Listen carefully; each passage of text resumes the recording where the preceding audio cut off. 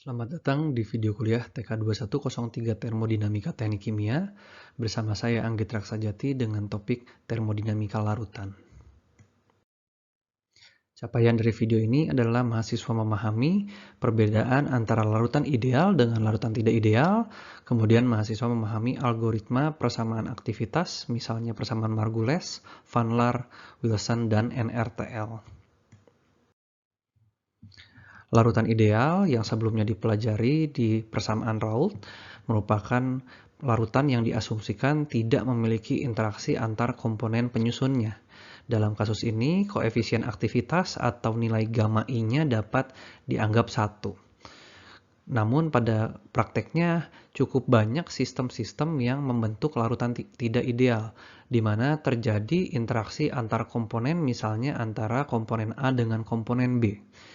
Interaksi ini dapat berupa tarik-menarik yang sifatnya mungkin jadi mengurangi ikatan antar komponen tersebut atau bisa juga tolak-menolak. Nah, di sini nilai koefisien aktivitasnya atau gamma I-nya menjadi tidak sama dengan 1. Bisa lebih dari 1, bisa juga kurang dari 1. Sehingga nilai gamma I ini nantinya perlu diperhitungkan dalam perhitungan misalnya modified Raoult. Sehingga bukan lagi sebatas YIP kali X kali P1, tapi menjadi YI kali koefisien fugasitas kali P sama dengan XI kali koefisien aktivitas dikalikan dengan F.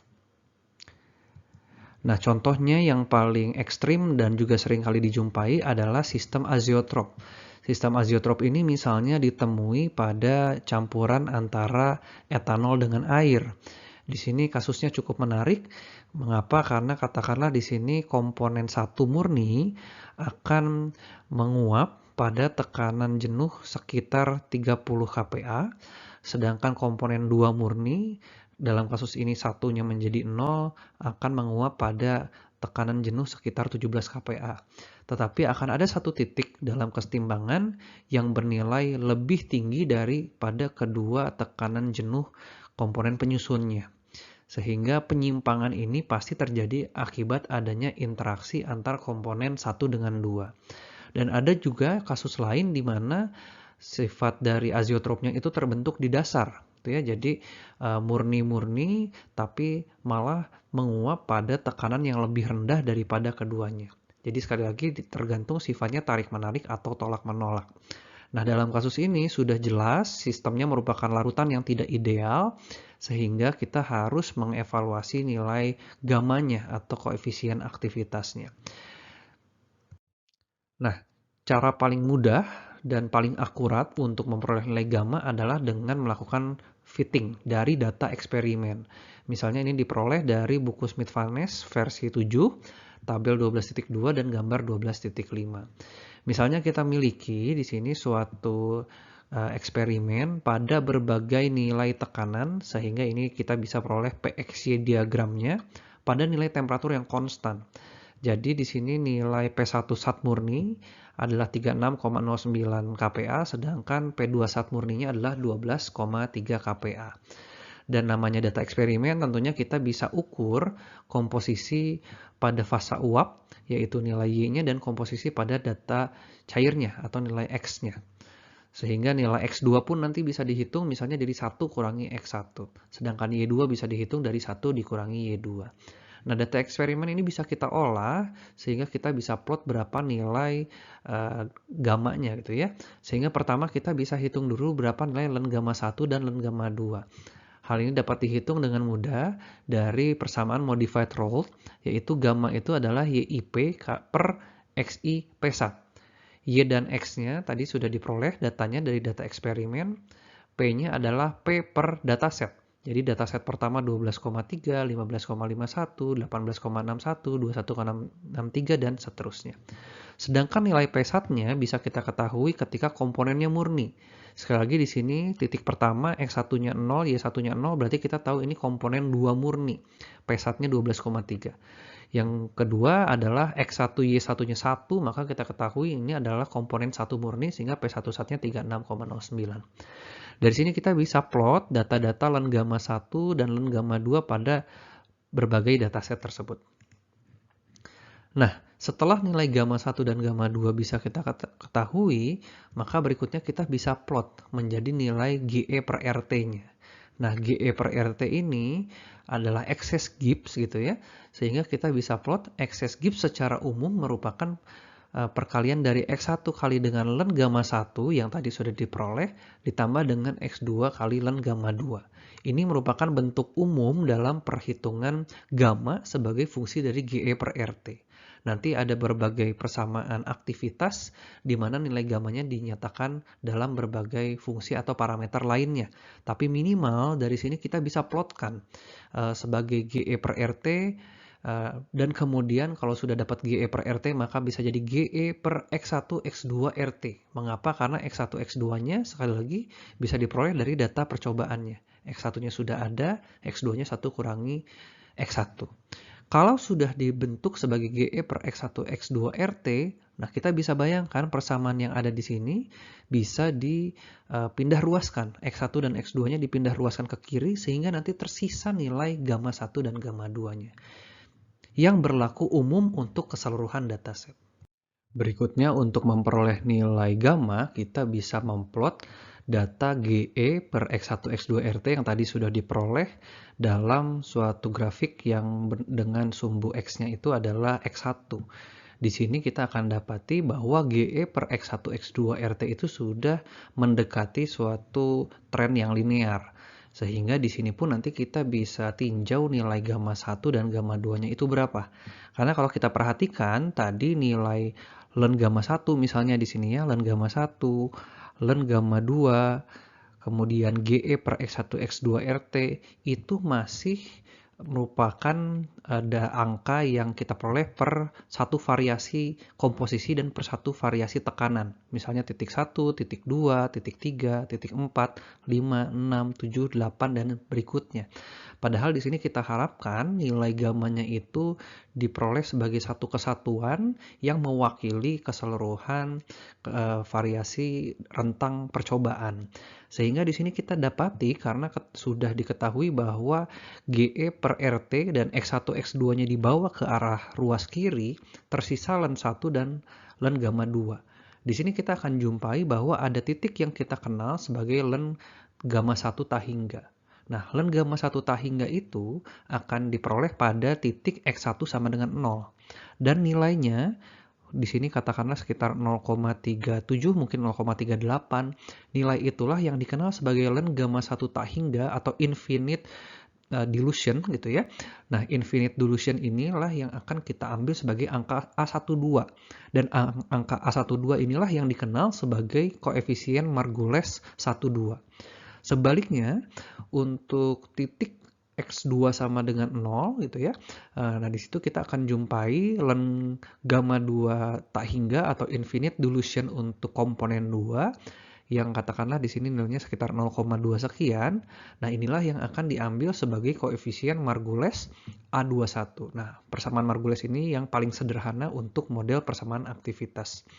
Sehingga kita bisa ketahui sekali lagi nilai A12-nya dari len gamma 1 tahingganya berada di angka 0,37, 0,38 sekian, sedangkan nilai A21-nya berada di angka 0,2 sekian.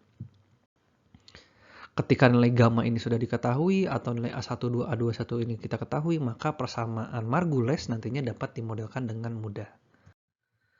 Nah, sekali lagi, berangkat dari gamma itu dapat dimodelkan dari excess Gibbs. Excess Gibbs per RT, X1, X2-nya dipindahkan ke kiri. Nah, ternyata Margules itu paling sederhana, tapi seperti halnya model-model termodinamika yang lain, yang sederhana itu nanti ternyata ada keterbatasan dan akan dikembangkan oleh berikutnya gitu ya. Nah, di sini persamaan Margules kalau kita rangkum menjadi GE per X1 X2 RT itu menjadi X1 A21 plus X2 A12, di mana A21 dan A12 adalah koefisien Margulesnya. Nah, bentuknya bisa kita cocokkan dengan yang di atas ini gitu ya. X1, X2-nya pindah ke kiri, sisa len gamma 1, sisa len gamma 2. Nah, dari situ kita tahu bahwa len gamma 1 itu akan jadi A12 seperti yang tadi disampaikan, sedangkan len gamma 2 tahingga itu adalah A21. Dan bentuk umumnya len gamma 1 itu menjadi X2 kuadrat dikalikan A12 plus 2 kali A21 kurangi A12 kali X1. Fungsinya apa? Tadi kalau kita udah mengetahui nilai A12 dan A21 untuk kesetimbangan biner yang kita miliki, maka nanti kita bisa generate persamaan atau kurva kesetimbangan untuk segala variasi komposisi.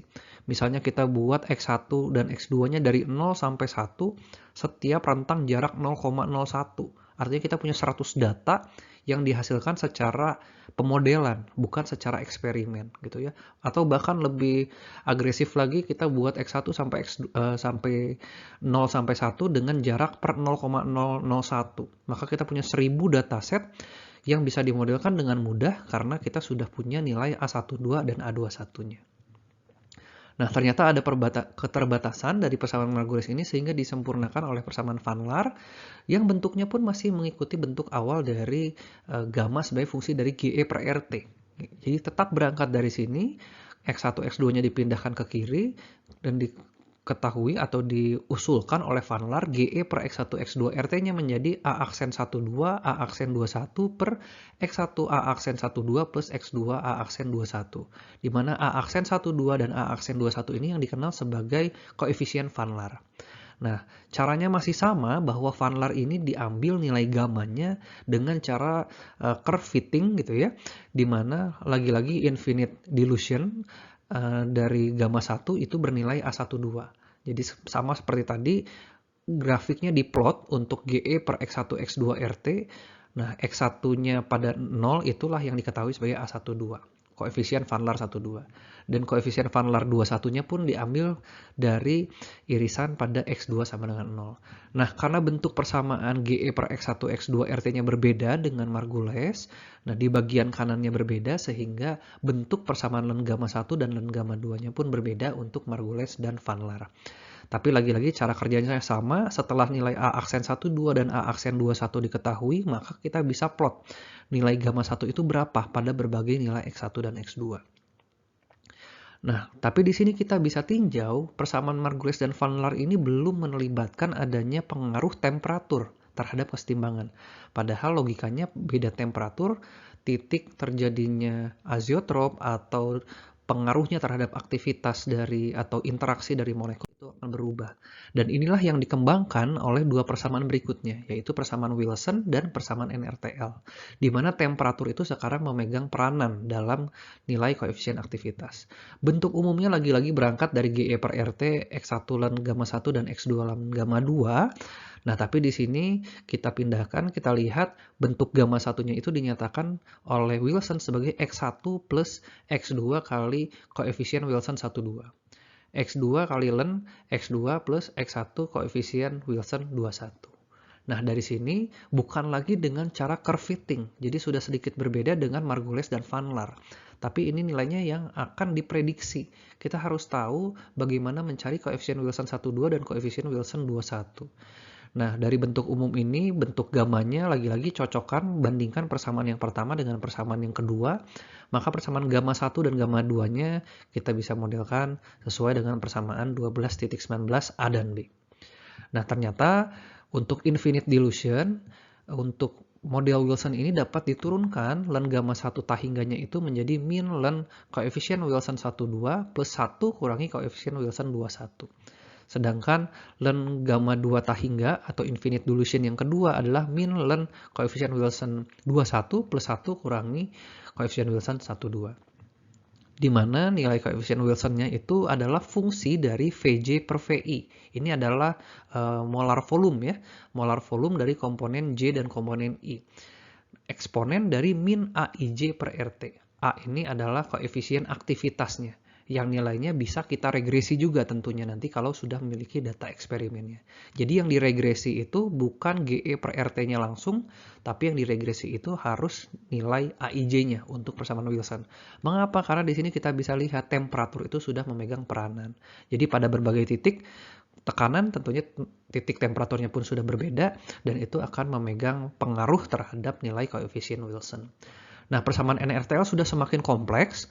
Ini mungkin kita kenal sebagai non-random to liquids gitu ya. Nah, namanya non-random to liquids artinya kita sudah bekerja dengan dua liquid yang berlaku secara umum. Jadi NRTL ini bisa dikatakan persamaan aktivitas yang salah satu paling standar yang digunakan dalam banyak aplikasi saat ini. Persamaannya pun sudah semakin kompleks, di mana kita perlu ketahui beberapa koefisien NRTL atau binary interaction gitu ya. Misalnya di sini sebagai G12 dan G21-nya fungsi dari alfa dan tau 12, tau 21. Di mana tau 12 dan tau 21-nya itu adalah B12, B21 per RT.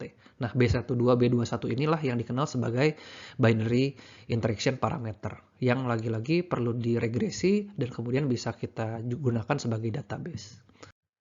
Nah, untuk merangkum, sekali lagi, ini semua digunakan untuk menghitung nilai gamma atau koefisien aktivitas yang umumnya perlu diregresi dari data eksperimen. Makin ke bawah makin kompleks, tapi semakin akurat dan semakin robust atau aplikasinya makin banyak bisa digunakan tanpa galat yang berarti. Dirangkum lagi, persamaan Margulis itu butuh A12 dan A21 yang berangkat dari curve fitting di potongan X1 sama dengan 0 dan X2 sama dengan 0. Dan berlaku sama pula untuk persamaan Van Laar. Hanya nanti jika dipecah setelah tahu nilai A12 dan A21-nya, persamaan gamma sebagai fungsi dari GE per X1, X2 RT-nya yang berbeda. Nah, untuk Wilson kita butuh data koefisien Wilson 12 dan 21 yang bisa dihitung dari infinite dilution-nya yang juga merupakan fungsi dari temperatur. Ada nilai AIJ yang merupakan koefisien aktivitasnya. Dan VJ/VI adalah molar volume. Untuk NRTL yang kita butuhkan adalah data alfa, B12 dan B21 atau binary interaction-nya. Dari nilai B12, B21 dan alfa ini, maka kita bisa menghitung tau 12 dan tau 21, sehingga kemudian kita bisa menghitung berapa nilai gammanya. Oke, sekian materi terkait koefisien aktivitas ini.